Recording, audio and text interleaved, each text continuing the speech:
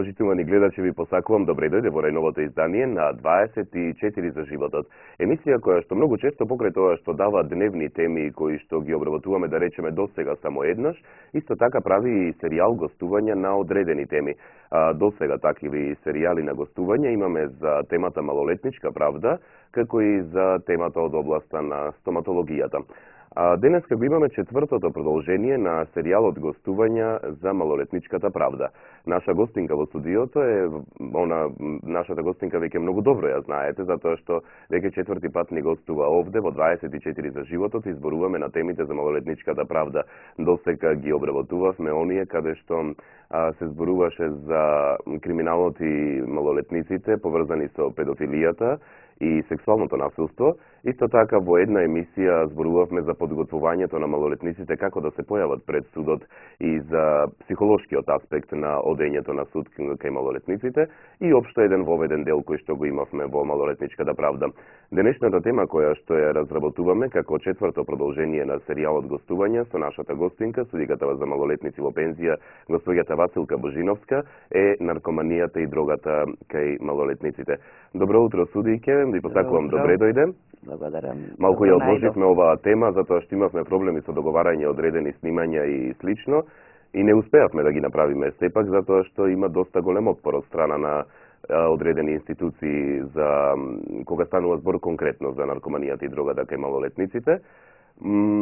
Ако не е проблем да ве прашам зошто е тоа така? Пред да продолжиме, пред да разговараме за темата. Зошто е толку чувствителна оваа тема кога станува збор? Чувствителна е затоа што јас и порано реков, ние сме мал народ.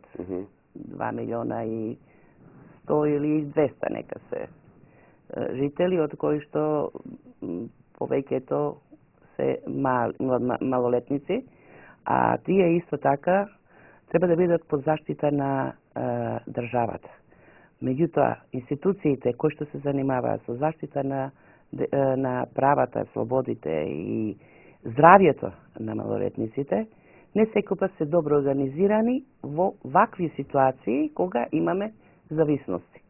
Зависностите бараат посебен третман, многу голем ангажман и хуманост, срце, за да можеш да помогнеш на таков еден човек, за да го вратиш назад во нормалниот живот, а потоа да биде добар граѓанин на ова општество.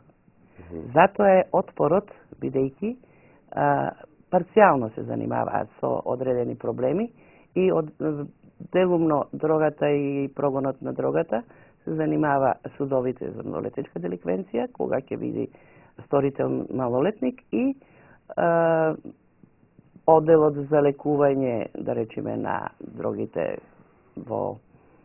на токсикологија, во медицински факултет клиниката и центрите за зависности кои што и покрај тоа што долго време постојат, покрај тоа што сите тие лекари кои што беа таму, не знам каде не се обучувани во странство, на разни семинари, интервјуа, не знам обуки, сепак и денеска единствена терапија за зависноста од дрога е само метадонот, освен на токсикологија, каде што се употребува сосема друг препарат. Значи, ние ништо не научивме од таму, за да можеме да помогнеме на зависниците од дрога. А тоа е многу, многу сериозен проблем. Затоа е и отпорот да се зборува за оваа тема. Инаку морам да пофалам дека Министерството за внатрешни работи прави и навистина е многу добро и обучено и организирано и ги открива големите канали на дотур на дрога. Меѓутоа, јас апелирам, дајте ги дилерите кои што мене, како судија ми се познати, нив уште повеќе. Големите босови на увозот на дрогата во Македонија, која потоа преку ситните дилери се растура низ младината во Македонија. Нас ни треба здрава младина. Ако споредуваме, судијке, значи со другите престапништва кои што ги разговаравме и предходните емисии, што се најчести кај малолетниците, Во која категорија спаѓа наркоманијата и дрогата по однос на честост? По однос на честност, па да речам дека 2/3 од сторителите на кривичните дела од имотен карактер, тоа се зависниците од алкохол, односно повеќе од дрога. Бидејќи едно мало пакување од хероин или марихуана навистина доста кошта, кој ќе се исцрпат резервите, бидејќи се обично се започнува во мала возраст, кога се уште младиот човек не заработува и ги користи средствата од семејството. Додека може до таму, а подоцна, ако бидејќи сигурно дека семејството не сака да има зависник и се труди да му помогне, подоцна почнува да извршува кривични дела од имотен карактер, кражби, тешки кражби, али причината е за да се одземи вреден предмет, се продади на пазарите во Скопје за многу мала цена, односно, како што меѓу другашите се вика, за еден фикс. Пионер радиокасетофон од тогаш 1000 евра, сега нека е 500 евра, се продава за 500 динари. Тоа е фиксот, тоа е зависност. Ете, затоа најчесто се зависници од дрога и ние, без оглед на, според нашиот приличен закон, утврдувајќи го тоа низ анализата која што прави Центарот за социјални работи и во подготвителната постапка пред судијата за малолетници,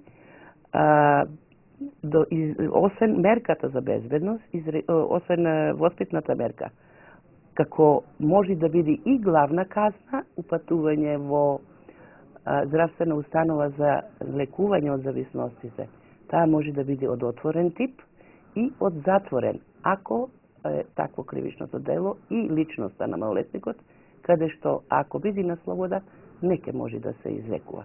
А нас ни требаат млади и здрави луѓе. Да видиме пред да продолжиме со разговорот, да наминеме во конкретно во темата за наркоманија и дрога кај малолетниците, да го погледнеме прилогот што колешката Галена Николовска го подготви по однос на наркоманијата и дрогата кај малолетниците во Македонија, какви се процентите и што велат невладините. Да го погледнеме прилогот, се враќаме назад. Загрижувачки е фактот дека во Македонија, па и во светски рамки, бројот на наркозависници е во постојан пораст. Најризична таргет група се тинејџерите. Особено поради психофизичката промена со која се соочуваат, тие се најлесната мета за ваквите пороци. Па така, тинејџери што имаат фамилиарна историја на злоупотреба на психоактивни супстанци, адолесценти со мала самодоверба или оние кои се во фазата депресија, се првите жртви на ваквиот тип зависност. Постојат советувалишта, болници и центри за превенција од дрога, но наркоманијата зема се поголем замав, за жал и кај помладите генерации.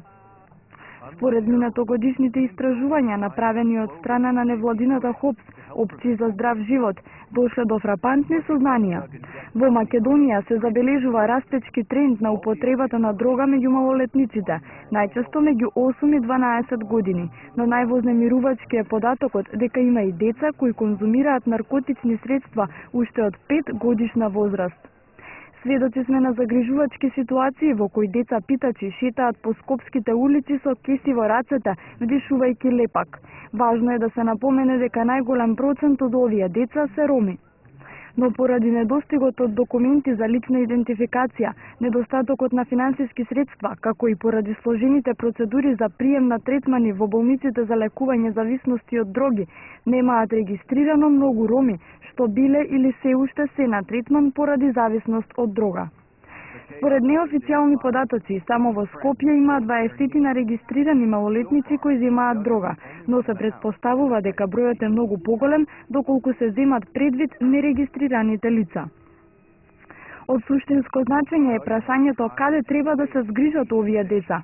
Постои ли медицински протокол за третманот на малолетни зависници? Дали клиниката за токсикологија има ингеренции да интервенира кај деца помлади од 14 години? Или пак треба да добијат третман од детската клиника? Се вративме назад во студиото, го погледнавме прилогот на колешката Галена Николовска, кој што ги објаснуваше најчестите појави на наркоманија и дрога кај малолетниците во Република Македонија. Наш гостин во студиото е госпоѓа Василка Божиновска, судијка за малолетници во пензија. Судијка Божиновска, значи, го погледнавме прилогот, ги видовме најчестите примери. Се спомнува дека ромското население, ромската популација е најчест корисник на тоа. И претходно вие споменавте дека семејствата често знаат да соработуваат затоа што не сакаат зависници дома. Но обично психијатрите и психолозите ги објаснуваат овие, и социолозите практично, ги објаснуваат овие појави на корисници на дрогата како нешта кои што произлегуваат поради недоволно внимание во домашни услови или можеби затоа што едноставно не добива дома она што го добива другарчето кое што не е практично зависник на дрога. Се случува ли семејствата да не помагаат во лечењето на зависноста? Не, никој пат. Ни еден родител, ако е прав родител, тоа не би го направил, него секој пат соработува и со судот кога детето сторител на кривично дело заради зависноста, потоа со центрите за социјална работа, со центрите за зависности, но моето искуство кажува дека ние и покрај тоа што имаме такви центри за зависности, не успеавме да тие со обучениот кадар што го имаат позитивни резултати. Јас сум сведок и учесник во првата национална програма за борба против дрогата од доктор Тулевски. И од тогаш па наваму се употребува една и единствена терапија во сите центри за зависност, и тоа е метадонот. Дали нема други средства за лекување од зависностите? Дали не постојат други начини освен овие центри за кои што, бидејќи како судија, јас со закон сум задолжена, како и центрите за социјални работи, да ја следиме мерката изречена за задолжително лекување. Да, кога сме веќе, ќе тоа само малку ќе ве прекинам, се извинувам, затоа што последните години се воведе една терапија со бупренорфин, која што ја воведе практично директорот на токсикологијата, најзаслужен за тоа беше доктор Чибишев, кој се надевам дека наскоро ќе биде наш гостин, затоа што планираме да разговараме околу таа терапија и лечењето на наркозависноста, не само кај малолетниците, туку и општо, и бупренорфинската терапија се покажува како доста успешна, затоа што метадонот знаеме дека практично ја убива личноста. Ја поздравив таа акција уште пред 3 години. Да. Со доктор Чибишев исто така се видов и се договоривме. Јас во документацијата на Основниот суд Скопје 1, кој што е надлежен за малолетничка деликвенција на територија на град Скопје, постои мој допис до дирекцијата за извршување на санкции. Оваа програма што ја доктор Чибишев применува на клиниката за токсикологија, која се применува и на затворениците кои што се наркомани во затворот во Идризово. Ние имаме многу затворени малолетници во воспитно-поправните домови, само заради таа зависност не може да се откажат од вршење на голем број на кривични дела и затоа ги одделуваме од средината. Значи, не само што треба да ги одделиме, него треба и да ги воспитаме, превоспитаме, социализираме, но и да ги лекуваме ако се зависници од дрога. Од дирекцијата за извршување на санкции никаков одговор, нити односно не беше прифатено да и таа програма се спроведе кај малолетниците. Јас се зачудив како некој не може да свати дека е многу побитно некој кој што е 20 години зависник од дрога, кој што е свесен и знае што чини и свесно се дрогира, да не може да свати дека дете кое што или е пробатор или кул или од било кои причини, а една од причините е сиромаштијата, не сака да му пружи рака, да му помогне со таа истата терапија, бидејќи наркоманијата во токсикологија се лекува до над 16 години. Но ние имаме деца, кривичниот законник вели дека сторител на кривично дело е со наполнети 14 години. Од 14 до 16, кој ќе ги лекува? Центрите за зависници или центрите за социјална работа? Ако дојдат кај нас, ние изречиме воспитна мерка и мерка за безбедност. Меѓутоа, резултатите не се позитивни од центрите за зависностите. Ниту во кисела вода, а и другите, јас не знам, дали воопшто работат или граѓаните заради нередите што се ствара, бидејќи во тие центри, пред мои очи, бидејќи јас со закон сум задолжена да вршам контрола над извршување на воспитната мерка, како и мерката за безбедност, се тргува со метадонот. По однос на другите центри, ние се обидовме да добиеме информации известни за тоа каква е ситуацијата и како се практично ресоциализираат, како се лечат овие личности во воспитно-поправните домови практично, или како што вие ги нарекувате ВП домови, но одговор не добивме, веќе цел месец бараме дозвола. Па како што нашиот поранешен соговорник, малку непримерно во ваква сериозна тема, но тој ВП дом стана циркус Медрано, на вистина, бидејќи од 2011 од Тетово веќе колку пати е преместуван и тоа заедно во затвори во кои што има и полнолетни извршители на кривични дела, влијанието, тие се слободњачки дела, влијанието е тука, а со заклучок на владата, предимствено во 2007 објавено во службен весник на Република Македонија, изградбата на воспитно-поправниот дом, кој што во конфликтот под закана за живот, заштитениците и особјето на чуварите и воспитувачите, мораа да го напуштат за половина час. Тоа и го сторија и првото сместување беше во Прилеп. Од Прилеп 9 месеци, заедно со полнолетни, никакви можности за образование, за занает, учење или нешто друго, освен одделување од физичката средина. Потоа имавме сместување 9 години во затворот во Шутор Изари, во слободњачкиот оддел, во кој што беа и, условно речено, и подолго трајање осудени за тешки кривични дела, убиство и трговија со луѓе и се, кои што остана, делуваа на тие деца, бидејќи немаше природно одвојување од нив, освен стражата. Сега, потоа се смести повремено во село Волковија, во Тетовско, подоцна сега е во затворот во Тито Велес, во Велес. Но, до кога вака?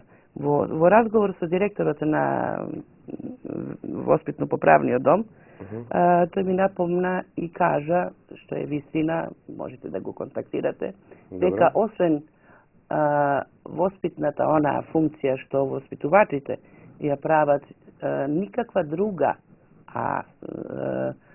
никаков друг третман не добиваат децата кои што се таму затворени, ниту лекување, бидејќи има лекар, меѓутоа тој не е обучен за лекување од такви дроги. Потоа немаат образование, немаат обука за занаети, за да која ќе излезе од таму, не биде зависник од вршење на кривични дела за гола екзистенција, да не зборувам за други потреби и за издржување понатаму на своето семејство.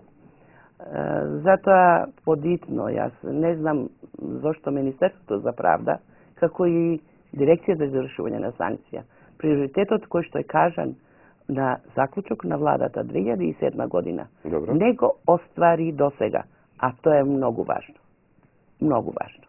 Правев напори низ сите, имавме толку касарни кои што беа ослободени, не можеше да се најди простор или не можеа да се најдат средства за да се изгради ваков воспитно-поправен дом. Бидејќи, еве и упатувам на граѓаните јавна опомена дека неизлекуваниот наркоман, необразованиот, без занает, повторно ќе се врати кој ќе издржи казната воспитно-поправен дом или малолетнички затвор и ќе излези надвор. Што тогаш? Каде? Вработување. Повторно ќе се случува криминалот и криминалот ќе расте. Но, сега тие се веќе повозрастни. повеќе можат, повеќе знаат, обучени се меѓусебно или во интеракција со повозрастните криминалци, се здружуваат во групи, како што имав и јас една голема група, прв пат во историјата на македонското правосудство организирана група за криминал од малолетници, зависници од дрога. Тоа беа 15 души и едно 12 до 15 мали деца кои што беа со нив. Тие престојуваа во зимските услови во подрумите во центарот на Скопје, а во летото на ранжираната станица Трубарево во вагоните. Имаше меѓу нив и две девојки кои што сите се зависници од дрога, кој што има бос, шеф. Тој распоредуваше и Скопје, центарот во Скопје. Вака кога ми зборувате... Све друго беше секојдневно кражби и тоа на голема вредност. Вака кога ми зборувате конкретно за овој пример, некако се чувствувам како на филм. Тие работи сме ги гледале само на филмското платно и не сме биле свесни дека можеби Македонија е тло за живење на такви гетоизирани практично. Кога би дошле еден ден во работата, да ја следите работата на судијата за малолетници, ќе ги видите сите овие. Јас долго време бев судија. Тешко, во некои случаи тешко ги преживував, иако морав да бидам судија како што треба.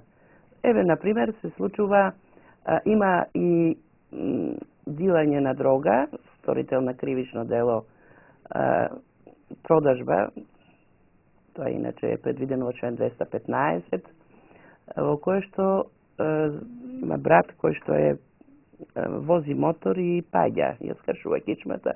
Сите се неуспешни обиди за лекување овдека и навоѓаат и даваат гаранција дека тоа во Германија ќе се стори. Родителите го продаваат станот и живеат кај родителите и се од тие пари одат во Германија. Се врши операција, меѓутоа е неуспешна. Детето се враќа назад, неподвижно. Братот, кој што е одличен ученик, веќе нема средства, исцрпени се сите средства што е возможно во фамилијата и во пошироката фамилија. За да обезбеди, непримерно е да кажам, но тој е неподвижен. Значи, треба памперс да се купи. Треба да се храни тој болен човек.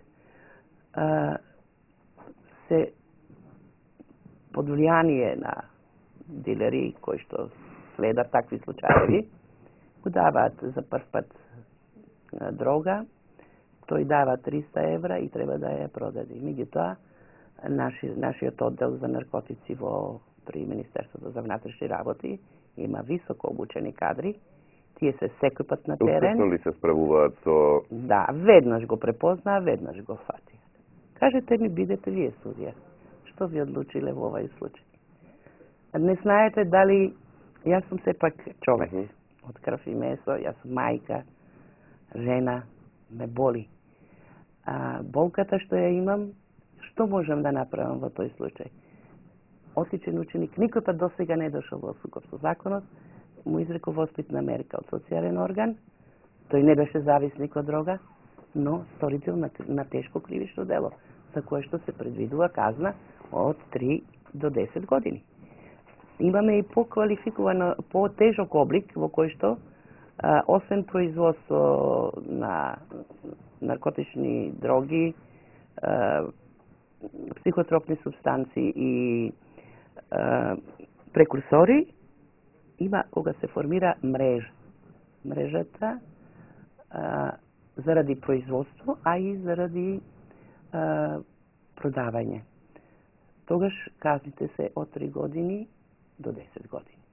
Ако е во прашање, може и во член 216 од Кривичниот законник, и самото возможување просторија во кој што може да се ужива дрогата, представува исто така кривично дело, а кога на тоа му се возможи на малолетник, казната за сторителот полнолетниот е до 10 години.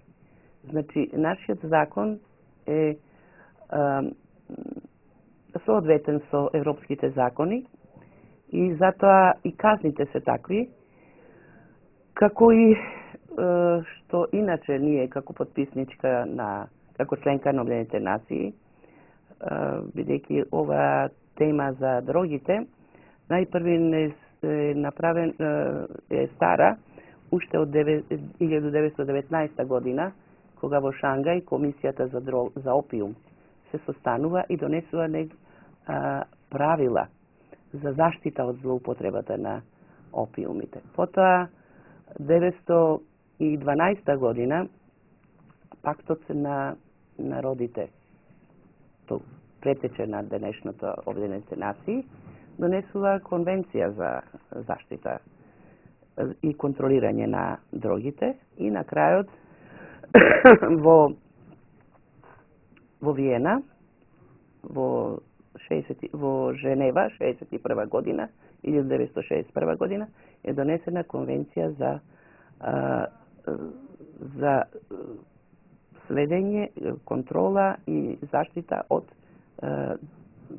дроги, наркотичните средства и психотропните субстанции. Но морам да кажам дека после Втората светска војна не се само дрогите од билно потекло дроги. Синтетичките дроги толку голем замав имаат, а тоа се средствата за смирување.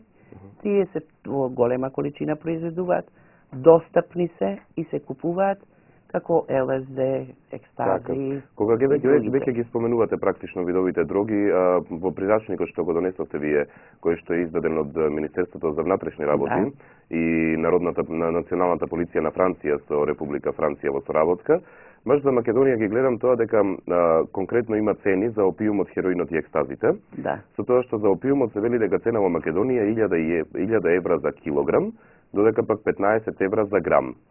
За хероинот велат дека на големо е од 9000 до 12000 евра за килограм, 20 евра за грам, 8 евра за доза и за екстазите 3 до 4 евра на мало, 1,5 до 2 евра на големо и 3 до 10 евра за апче.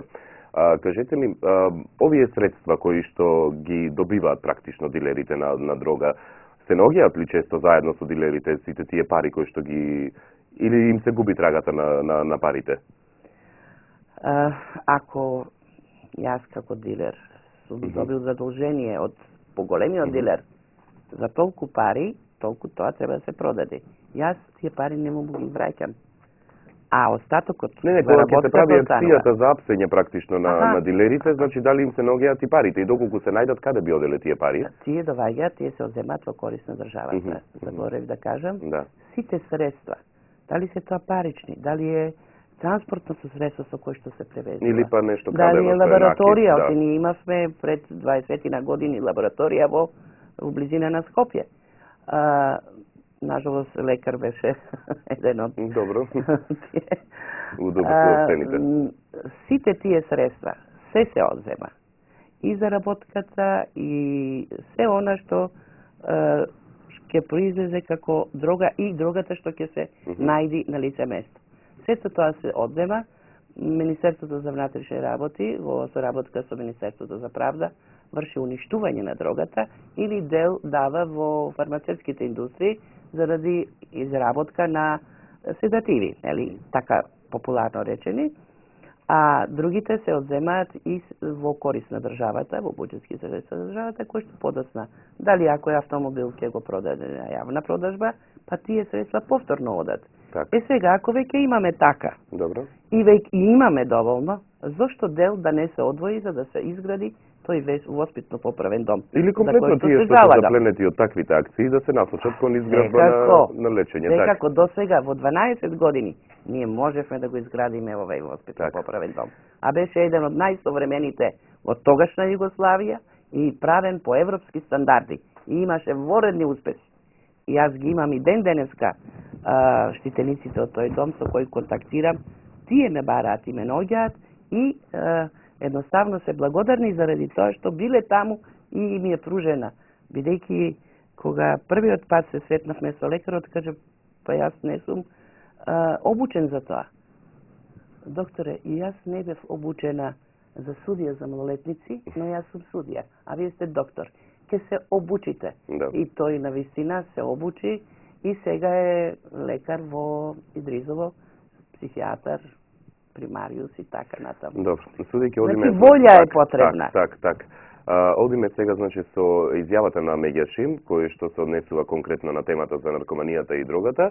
Ќе ја слушнеме нивната телефонска изјава, потоа ќе одиме со реклами и ќе се вратиме назад во студиото. Не заборавајте дека телефонскиот број 02 60 90 30 е вклучен веќе после рекламите, за да може вие да се вклучувате во живо во емисијата 24 за животот, со своите коментари, со своите прашања кон нашата гостинка, судиката за малолетници во пензија, господјата Василка Божиновска.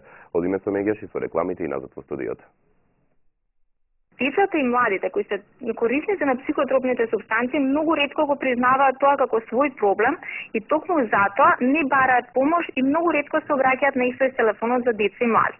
Исто така, и родителите и блиските на овие деца, не сакајќи да се соочат со фактот дека нивното дете се коцка со својот сопствен живот, одбиваат да видат и да признаат дека нивното дете има проблем.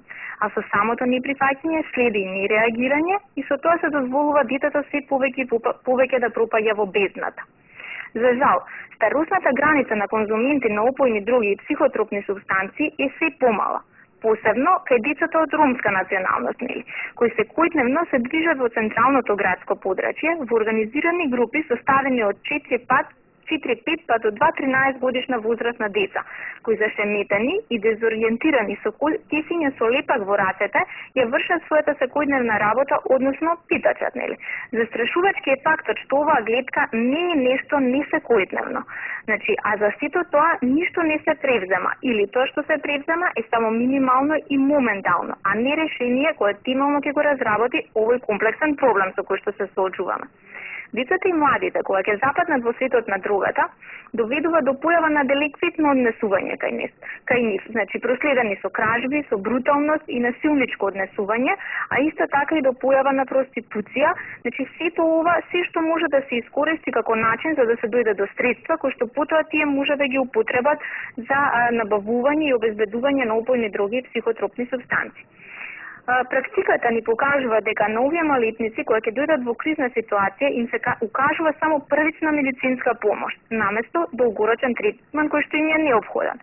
Се случува лекарите педиатри да одбиваат да се грижат за нив, бидејќи тие не биле стручни за лекување од дроги.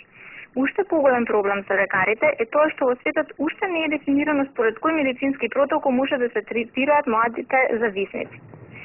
Фактот, би сакала во овој момент да го потенцирам и фактот дека пред неколку месеци сведоци сме дека 3 деца пидачи по 13 годишна возраст починале од зависност од опојни дроги и психотропни супстанции. Сето ова треба алармантно да делува на нас и во најбрз можен рок да се отворат посебни центри за лекување на деца конзументи на опојни дроги и психотропни супстанции и конечно некој да ја преземе одговорноста за овие деца. Освен тоа, потребно е поголем акцент да се стави на превенција и на запознавање на децата и младите со штетните действија на опојните дроги и психотропните супстанции. Одговорноста за овие деца ја имаат и нивните родители, кои во трката за обезбедување на финансиски средства не посветуваат доволно внимание на своите деца и затоа тие својата потпора ја наоѓаат во кругот на своите врсници кои можеби се конзументи на опојни дроги. Проблемот на употребата на опојните дроги и психотропните супстанции кај децата и младите е проблем кој треба да не засега и не засега сите нас, посебно кога станува збор за нашите деца, нашата младина, нашата иднина. Другата денес не представува темнина, која вешто и пробивно плете мрежа против немладите, туку напротив, таа е совладлива болест и постојат многу можности за нејзино сузбивање. Но за тоа е потребно најпрво да се признае дека постои како проблем, а потоа да се работи на изнаоѓање на мерки и активности за решавање на овој голем и комплексен проблем. 24vesti.mk Информација сега. Следете не во живо, последни вести, емисии.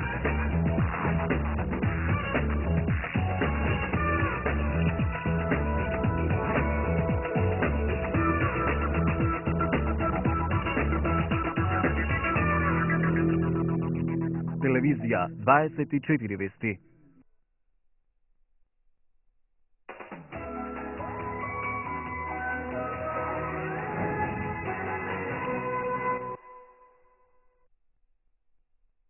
Аналогна телевизија, дигитална телевизија, ХД телевизија, радио, најбрзиот интернет, фиксна телефонија, 1000 денари. Спорт клуб плюс, Синеманија, ОБН, 24 вести. Доплата нема, обврзувачки договори нема, плюс ДДВ нема, звездички нема, ситни букви нема. Чиста и јасна понуда. 6 години во 200 најуспешни. Македонски бренд. Супер бренд на Македонија. Купувајте македонски производи. Телекабел.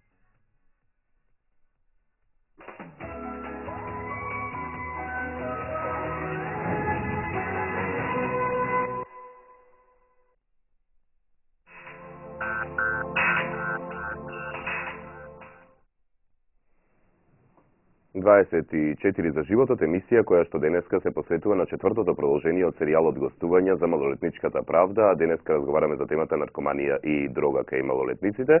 Наша гостинка, веќе вам добро позната, судика за малолетници во пензија Василка Божиновска.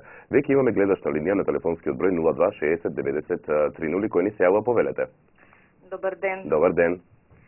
На телефон гледачка од Скопје. Повелете. И сакам да кажам дека темата многу ви е добра, мислам да се едуцираат луѓето, затоа што е страшно тоа што се случува со дрогата сега. Се надевам дека и повеќе ќе се прави за да се спречи тоа зло. Така, како медиуми ние само можеме да објавуваме информации, да кажуваме што треба да се преземе, да реагираме на одредени работи, а останатото е на институциите и на граѓаните, на совеста на државата и на граѓаните. Па сите заедно би требало така, да се сите заедно. И би сакала ако може и ваучерот. Секако, да. Значи еве го ваучерот. Ваучерот е за вас. Кажете ми само име, презиме, за да не губиме време со режијата. Николич Александра. Николич Александра? Да. Добро. Еве ќе го запишам името, Александра Николич. Да. И ќе може да си го подигнете од нашите простори од 24 вести и со тоа ќе може да отидете во матица и да си изберете книга, ќе ви кажат тие од кои книги може да бирате.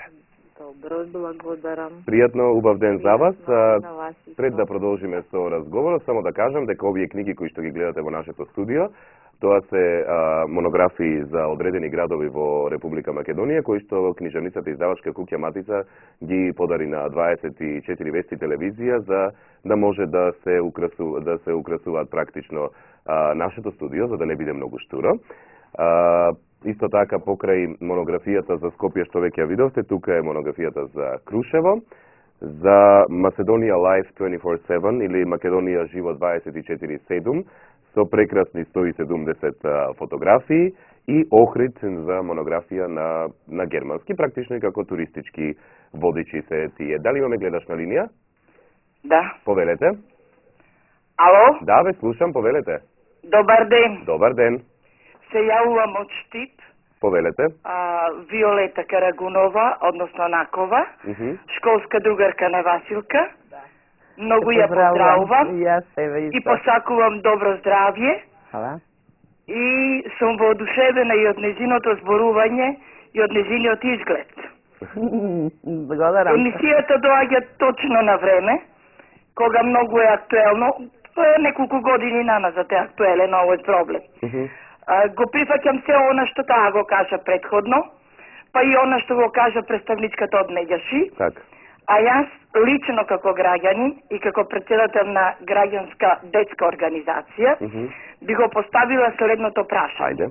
Зошто не дискутираме повеќе за отворање на центри за едукација на младите за штетноста од дрогата?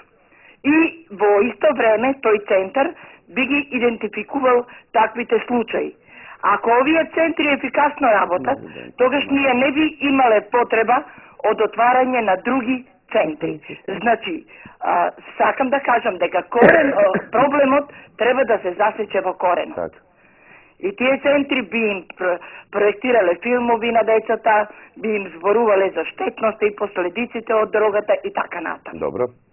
Ви благодарам што ми слушавте. Нема проблем. Јавете се повторно од утре натаму. Ви благодариме за јавувањето. Тоа е граѓанска иницијатива и секако дека би можело тоа да се направи, но дали секој има време или волја или можност да отиде до тие центри и каде би се формирале, секако само во поголемите градови. Но затоа пак руралните средини, кои што се опфатени исто така со проблемот на дрогата, како во тие центри, не ке може да постои тој центар. Затоа мојата заложба е она што децата највеќе, точно што кажа Виолета, дека се трчање по екзистенција, работа од сабајле до навечер, но најголемиот дел од денот децата се во образовниот процес, значи во училиштата. Така, ќе преминеме само на тоа да го така објасниме, да само имаме гледачна линија. Пред да продолжиме, кој ни се јавува, повелете? Ало, добро утро. Добро утро, повелете. Се јавува Сузана, редовна гледачка. Повелете, господја Сузана. Многу ви е интересна темата. Секоја честа лауда ви е. Навистина, ова со дрогава, со младиве, катастрофа. Мора подхитно нешто да се превземе. А што се однесува до гостинката, навистина имала тешка професија. Секоја и чест, која го кажа преска примерот, се возбудив за тие братчињата за скршена кичма, па што било принудено да оди да продава дрога. Мислам, се возбудив, а тек тоа да треба да го работам. А лауда и е секоја чест. Голем поздрав до господјата Василка. Благодарам. Благодариме, господја Сузана. Благодарам. Поздрав и до вас.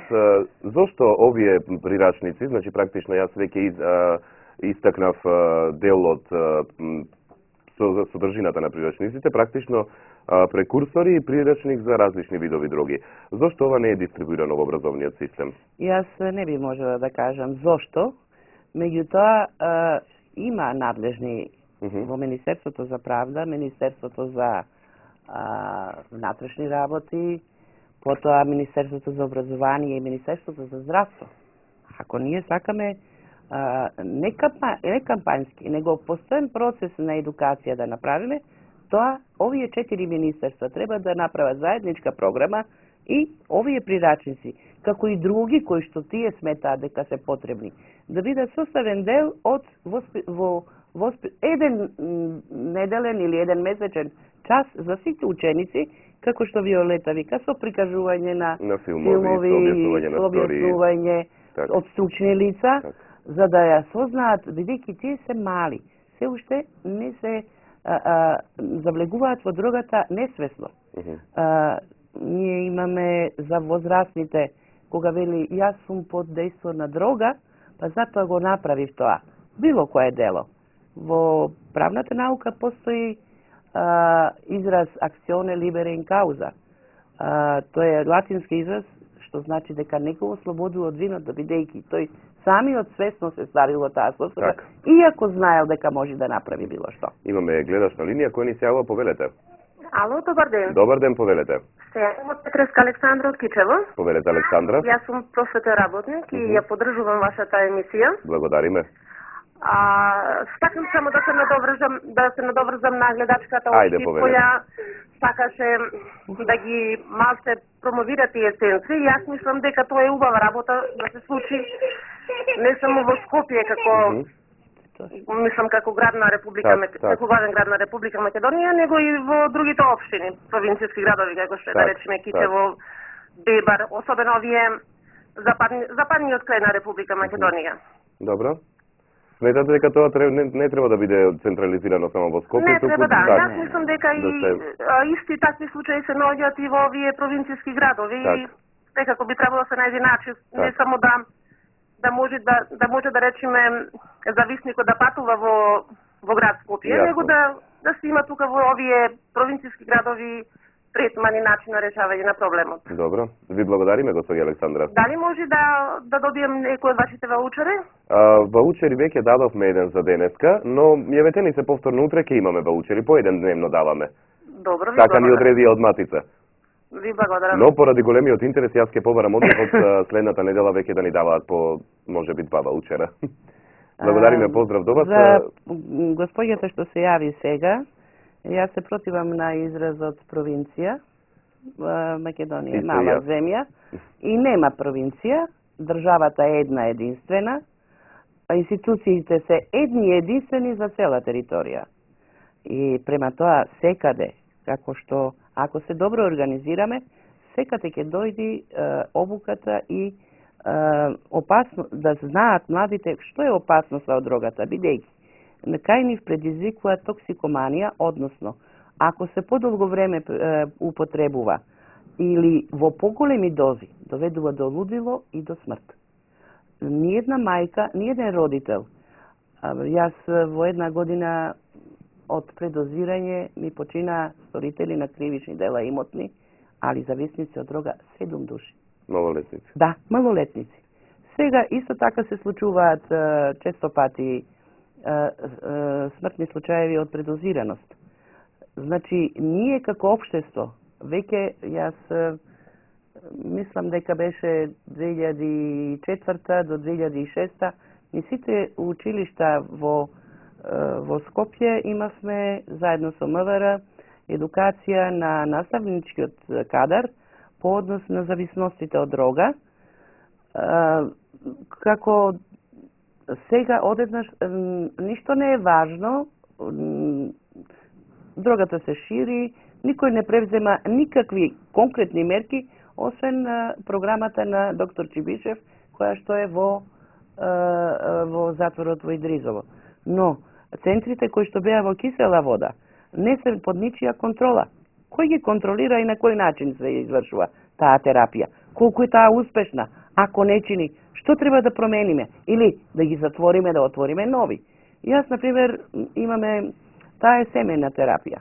Јас кажав и минатиот пат дека Македонската православна црква, доктор отец Ивица Тодоров, има големи успеси во тоа, али тој е обучен од владика на Руската православна црква, кој што докторирал на овој проблем на Сорбона во Париз. Према тоа, оние третмани што таму тој како ги научил од овој владика, се применуваат во низа неколку манастири низ Македонија и има успех. Има и приватни, меѓутоа, колку може од осиромашеното население да плати. За тој третман, бидејќи тие се 1000-1500 евра. Но, болката на родителот и спаса за своето дете ќе даде све, но резултатот каков ќе биде? Дали имаме анализа некој во здравството, во Министерството за здравство, колку зависници се лекувани, колку се излекувани, па натаму да продолжиме, што да работиме. И ние и сега имаме некоја национална програма, но не гледам ни дека нешто делува, ни дека има резултат од сето тоа. Инаку, бидејќи е семена анализа, јас и се залагам. Има не комуни, така наречени порано во западните земји, во кои што имаме напуштени села. Малку те е потребно, бидејќи и работна терапија треба за тој зависник. Изолација, а сепак да има комуникација, пат, железница, струја, вода, со мал напор и инвестиција од државата, може да се направи тоа, а би се вработеле. Гледајте, лекари кои што не се вработени, социјални работници, психијатри, психолози, педагози, тие само ќе се одржуваат со тоа што бидејќи е тоа државно земјиште и не е обработувано, напуштено одамна, самото ќе се одржува. Но ќе бидат под надзор, ќе бидат образовани, ќе бидат едуцирани и лекувани, кои ќе излезат од таму да бидат корисни членови на. Имаме гледач на линија кој ни се јавува, повелете. Добро утро. Добро утро. Бивш професор по странски јазици на телефон. Повелете, госпожа. Јаготка Томовска од Куманово. Јас често пати се јавувам, се со цел да помогнам на младите во, мислам, откажување од сите пороци. Добро. А и самата имав една лекција во францускиот јазик, каде што се зборуваше за девојка која и покрај тоа што го пратиле во друго место за да се откаже од дрогата, сепак таа починала. И тоа беше една добра лекција за нашите ученици. И еве сега, мислам, тоа господјата ја поздравувам, мислам, не го слушнам нејзиното име, многу би сакала да стапам во контакт со отецот, што таа го напомна, бидејќи и самата имам една идеја како да се здружиме и црквата да биде таа која што ќе помогне во многу работи, затоа што сега бев пред известно време во Италија и бев и во католичката црква, мислам, јас сум за поборник за тоа да се споиме ние сите православни цркви во една и да направиме, да помагаме, значи од хуман аспект на луѓето кои што имаат потреба, конкретно ако не можат да го донесат детето, кое што починело, бас дадов идеја за ова девојка во Чикаго, па сега имаме и во Америка друго дете и општо мислам и за работи кои што страдаат нашите луѓе, да им помагаме. Би сакала, значи доколку би можела да стапам во контакт и со господјата, а и со отецот Ивица, чини ми се. Професорка Јаготка, значи со отецот Ивица Тодоров ние контакт немаме, но може да се јавите во црквата Свети Ѓоргија која што е во Чаир. Ќе ја добиете на информации секако и ќе ви дадат број, ќе го побарате отец Ивица Тодоров. Во Чаир. Во Чаир, Свети Ѓоргија, Чаир.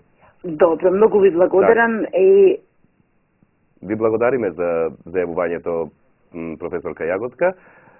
Кажете ми, која дрога е најпозната во Македонија и најкористена? Знаете, значи ќе оставиме марихуаната на страна, од оние потешките дроги. Најпозната дрога и од секупот е имало на овие простори, тоа е афион, овај опиумот. Тој се добива со обрежување на чашката од афион. Нешто што порано старите го користеле за заспивање на децата додека работат на нива. Не, за заспивање или за работа, во и кај стоката, во одредени се разбира количини и потреби, но и кај луѓето во тешки ситуации. Но никој пат не била таа присутна како зависност.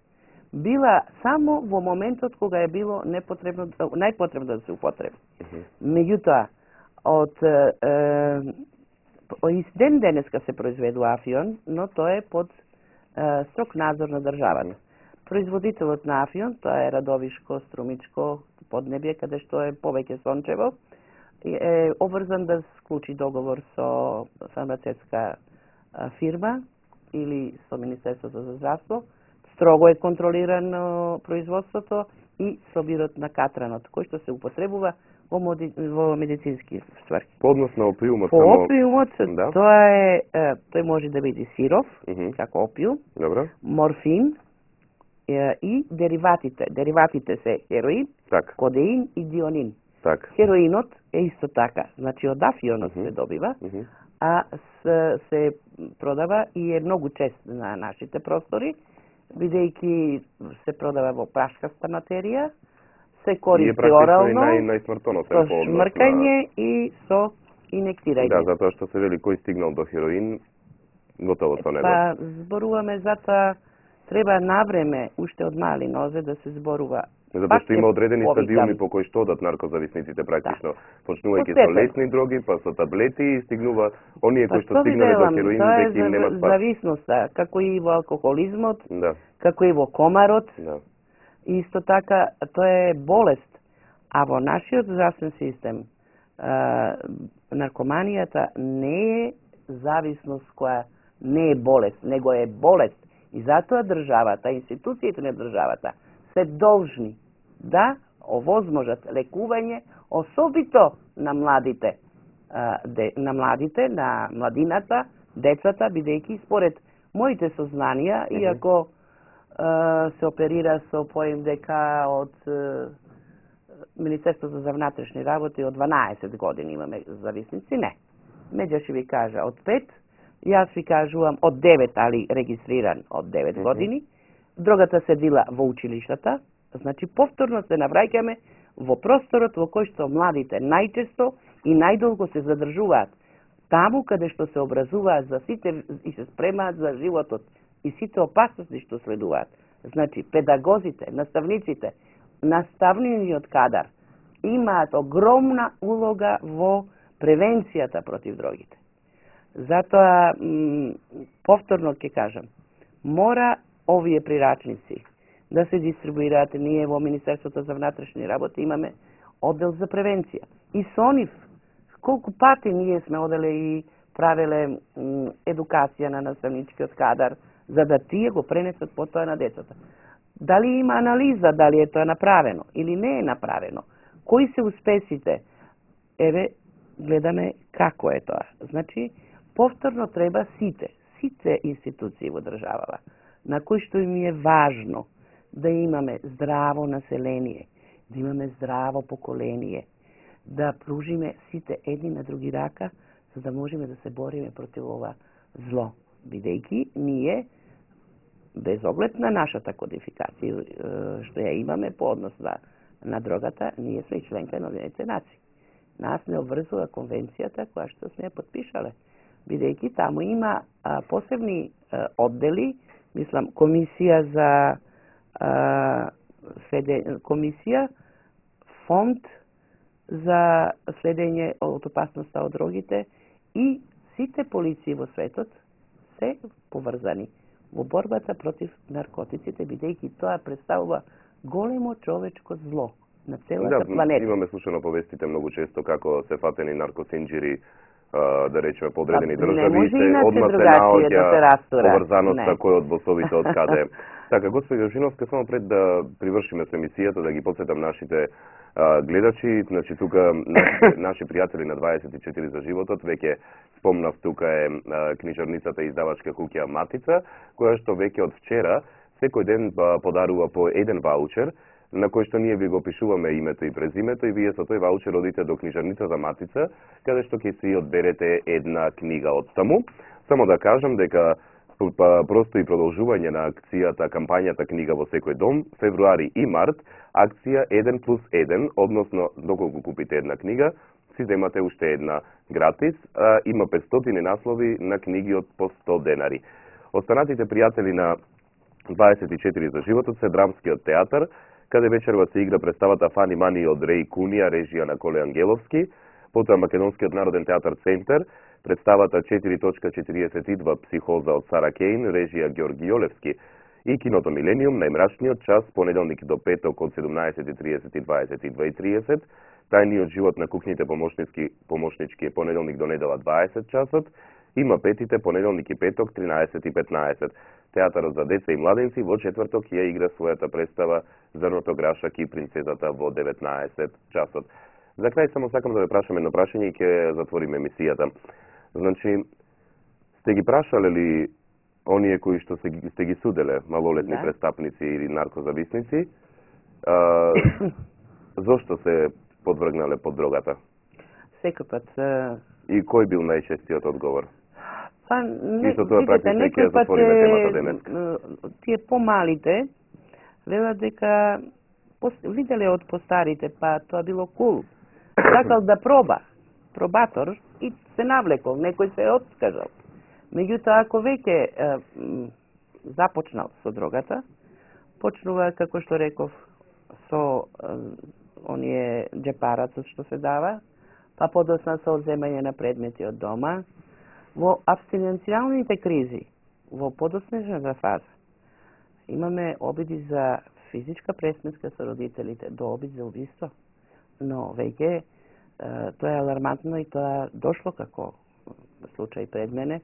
Да не зборувам за многу други тешки случаеви, затоа што навистина не би сакала она што јас не мора да го зборуваме доживеала. така за случаите, да не ја пренесуваме таквата емоција што вие сте издржале кај гледачите. Издржав и навистина е тешко. Постарите престапници од 15, 16, 17 години, кога сте ги прашале, што ви одговориле? Па да ви кажам, едно време техно музиката беше многу во мода. Добро. Но за да се доживее таа техно музика, по наводници, некој од другарите и односно тој што дила, он ги дава екстази, ЛСД и така, и тогаш он се чувствува еуфоричен, живее во сосема друг свет, не сваќајќи дека тоа го разорува неговиот физичко битие и морално битие, кое што натаму со зависноста како што завлегува, доведува секој пат до лудило и смрт. Така. Добро, да не генерализираме во принцип за техно музиката, еве јас слушам техно, не мора да ми треба екстаза за да можам да... Имаше период, на почетокот кога се појави тоа, но и се генерализираше. Знаете каде највеќе се била? во училиштата и во кафичите. Тоа е податок кој што ние го имаме званичен. На улица е многу тешко. На улица треба да го знаете дилерот и да се договорите, бидејќи нашето МВР е толку спремно и обучено и има доволно кадри да може во секое време да го препознае дилерот. Они ги знаат. Али тие ситните дилери не ги знаат. Но затоа се залагам, Колумбија не е далеко, преку свет не е. Колумбија објави војна на наркобосовите и колку толку го заштити населението. А ние 2 милиона со толку малку дрога овдека не направивме ништо, ние ги знаеме босовите. Што чекаме? Добро. Господја Божиновска, јас ви благодарам. Дали може би имаме гледачна линија затоа што го слушам телефонот дека звони? Немаме гледачна линија. Јас ви благодарам за гостувањето во овој четврти дел на серијалот за малолетничка правда. Ние ќе се видиме уште неколку пати по однос на останатите теми врзани, затоа што е малолетничката правда еден аспект од нашето живење што дефинитивно му треба една голема разработка. Почитувани гледачи, тоа беше судиката за малолетници во пензија, господјата Василка Божиновска, која што повторно ќе ја видите за 2 недели во една тема поврзана со малолетничката правда повторно. Јас се поздравувам, останете со телевизија 24 вести и пријатен ден.